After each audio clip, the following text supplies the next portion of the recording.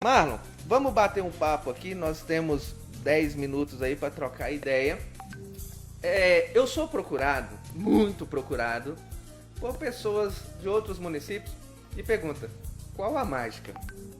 O que aconteceu em João Pinheiro que vocês conseguiram reduzir o salário do legislativo, o salário do e barrar, né, os reajustes que seriam, né, os aumentos, né? Dá uma explicada para nós, Marlon. Vamos trocar ideia nesse assunto. Fala pro povo, qual que são os caminhos? Bom, Jefferson, em primeiro lugar, as pessoas devem olhar as datas das fixações, né, das leis, né, que fixaram o salário dos vereadores, do prefeito, do vice e dos secretários. A partir disso, ver se foi respeitado 180 dias antes os 180 dias antes do término do mandato, né, ou seja, essa fixação tem que ser feita antes, porque a lei de responsabilidade fiscal é muito rígida quanto a esses critérios. Outra questão é olhar a lei orgânica dos municípios para ver se também tem algum lapso temporal que determina que tem que ser feito em determinado momento. Por exemplo, em João Pinheiro, o subsídio de todos os agentes políticos tem que ser fixado até 30 dias antes das eleições. Sim. Né? Em outros municípios é 60 ou 100 dias, isso vai variar conforme o município. Mas é fundamental que se olhe essas leis para ver se há algumas inconstitucionalidades nelas. É claro que isso é uma Se coisa... não haver inconstitucionalidade, não é ir lá e decidir, Não, vamos reduzir o salário não, de vereador, não. de prefeito, não é assim que funciona. Só afere a legalidade daquele ato. Ele não afere, digamos assim, se é bom ou ruim ter um salário menor ou maior. Ele não pode fazer juízo de valor. Quem deve fazer juízo de valor é o próprio órgão legislativo. Sim, a gente sabe que o subsídio ele é baseado no salário do deputado estadual e de acordo com a quantidade de habitantes dos municípios. Né? João Pedro tem 47.700 alguma coisa, de acordo com o último levantamento. Ontem, entrevistando o prefeito, ele acredita que João Pedro tenha 53 mil. Se acontecer e vai ter um censo ano que vem, tiver esses números, vai ser lindo, porque o município ele cresce muito, vem mais recurso, tudo melhora. Automaticamente, o salário desses caras também vai aumentar, do prefeito, dos legisladores, tudo muda, né? Tudo aumenta. Então, eu queria que você falasse do que ganha o município, aumentando a população, e como que fica, porque tem ação aí que o salário dos caras foi reduzido. Como que fica? Olha, o que acontece o subsídio de todos os agentes políticos municipais obedece ao princípio da anterioridade. Então não importa se for vir um censo que diga que João Pinheiro tem 100 mil habitantes. Durante esta legislatura, durante esse mandato, o subsídio não pode ser alterado. Somente para o mandato seguinte, né? Embora alguns então, mesmo se chegar...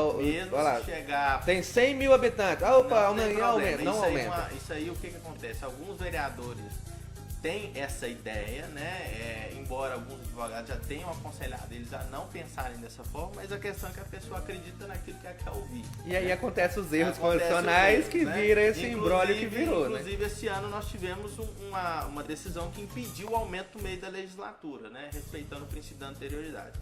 Com relação aos benefícios, eu acredito que nós teremos benefícios sim se a população for aumentada, que nós teremos mais, principalmente na área da saúde e também na questão do Fundeb. Nós teremos maiores investimentos nesses dois segmentos, com certeza. O Fundeb ele só pode ser utilizado na classe específica? Como que é? Não, o que acontece? O Fundeb é um fundo constitucional, né, previsto para a manutenção da educação básica. 70% do que é recebido pelos municípios tem que ser gasto no mínimo com o salário de professores, e de professores, não de servidores que trabalham indiretamente na educação. Então vamos lá, o porteiro da escola, a faxineira, a cantineira, eles não são servidores próprios da educação, diretamente.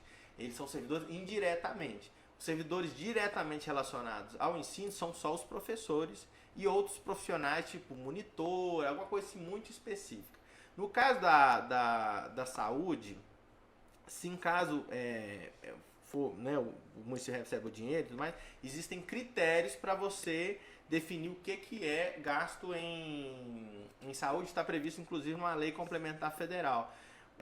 Mas, por exemplo, algumas coisas não são consideradas saúde. Por exemplo, o saneamento básico, né? Obras de saneamento não são considerados para fins para considerar como gasto de saúde. E a situação hoje em João Pinheiro? A gente sabe que muitos processos correram, já teve parecer desfavorável aos vereadores pelo Ministério Público. Qual que está a situação hoje? Olha, o Ministério Público, aqui na primeira instância, manifestou favoravelmente a redução do subsídio. Está em quanto hoje? Hoje está em 5.900, né? Porque a Câmara recorreu, né? Inclusive houve a contratação de advogado de fora, que você acompanhou essa situação. E lá em BH nós tivemos parecer favorável para a redução, né? Ou seja, contrário aos vereadores, de 3 procuradores de justiça diferentes. Então, ou seja, a iminência de ter a redução salarial para 1.700 e esses 1.700 durarem até o final da legislatura é algo que me parece irreversível quanto a isso. Lembrando que todos os honorários ou seja, o salário deles aí pode chegar a 1.745 até o final da legislatura. 10.128, vai até o final da legislatura, até o final né? Da legislatura. Gente, vamos atualizar aqui para vocês terem uma noção. Eles tinham feito um reajuste totalmente inconstitucional, né, na época, algumas falhas absurdas e muito claras, e o salário ia para mais de R$10.000. Com as ações populares, chegaram a receber 1.700 de salário. Recorreram e o salário voltou a 5.900. E agora está em segunda instância.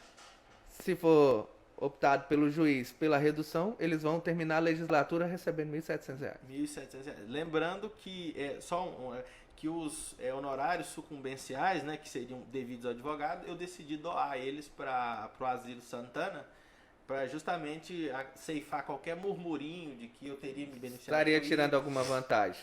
Exatamente.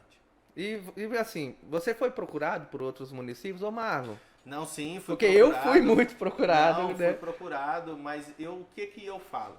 Não é que eu não teria legitimidade jurídica para não atuar, porque qualquer cidadão poderia, basta ter o título de eleitor. A questão é que eu não tenho legitimidade social. Eu não me sinto confortável, por exemplo, em Brasilândia, Unaí, Patos de Minas, seja qual for o município, que eu não resido. Eu sou um cidadão de João Pinheiro, eu tenho que me preocupar com os problemas aqui.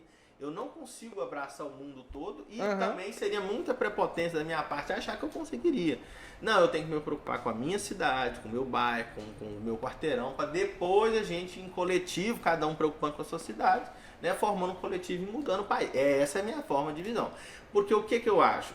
Eu sei que foi algo muito excepcional, mas é porque realmente, como nós já havíamos falado em outras oportunidades, foram muitos erros por muitos anos que resultaram nisso.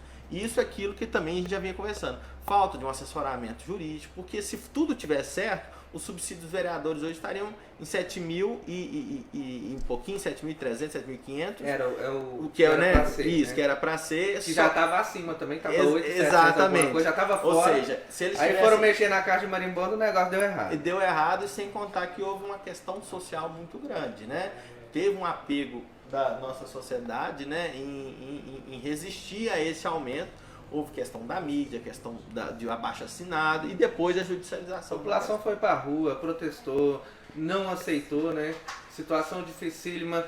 E, ô Marlon, qual a diferença da ação pública para a ação popular, para o público entender como agir em relação a isso? A ação civil pública é uma ação ajuizada apenas por alguns legitimados, que no caso é o Ministério Público, Defensoria, são associações podem ajuizar a ação civil pública, os entes públicos, município, Estado, União podem, só que a ação popular só pode ser movida por cidadão. O que é um cidadão no Brasil? Aquele que tem um título de eleitor.